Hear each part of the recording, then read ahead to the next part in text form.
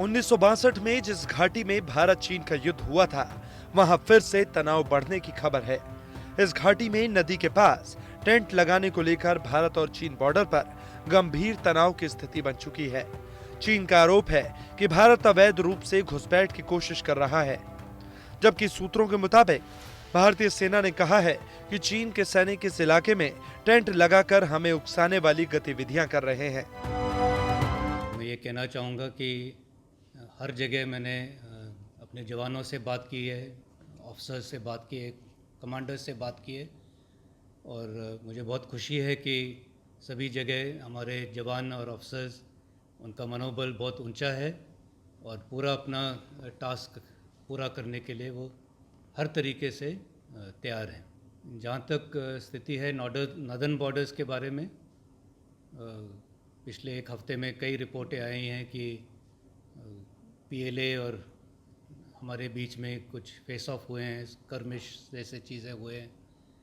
तो मैं इसके बारे में ये कहना चाहूँगा कि जो एलएसी है हमारे और चाइना के बीच, कई जगहों पर इस पर अलग अलग परसेप्शन है कि ये कहाँ से गुज़रती है, और इसीलिए हम अपने एरिया तक पेट्रोलिंग करते हैं, वो भी अपने एरिया तक आते हैं।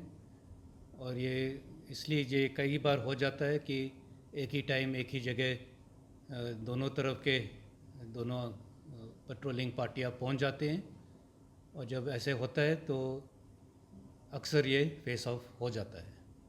ये फेस ऑफ कोई नई चीज़ नहीं है, ये पहले भी होते हुए हैं, और इससे निपटने के लिए हमारे प्रोटोकॉल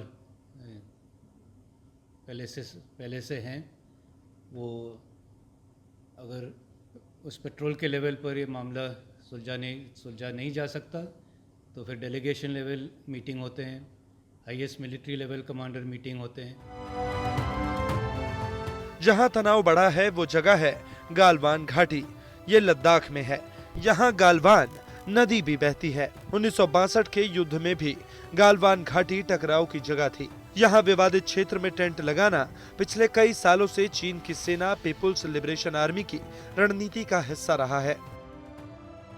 इससे पहले 5-6 मई को चीन के सैनिक लद्दाख के पेंगो तोत्सो झील के पास भारतीय सैनिकों से भिड़े थे।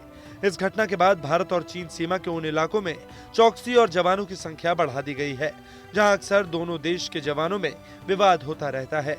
गालवान घाटी की तरह ही 2018 में चीन के सैनिकों ने सिंधु नदी के किनारे बसे डेमचोक सेक्टर के अंदर करीब 300 मीटर दूरी पर टेंट बनाया था। जब ऐसी स्थिति आती है तो भारतीय सैनिकों को भी आगे बढ़ना पड़ता है। ऐसे में दोनों तरफ से टकराव होता है। इस बार चीन भारत को बार बार उकसा रहा है, लेकिन भारत पहले से ही अलर्ट है और पहले की ही तरह चीन को करारा जवाब मिलेगा।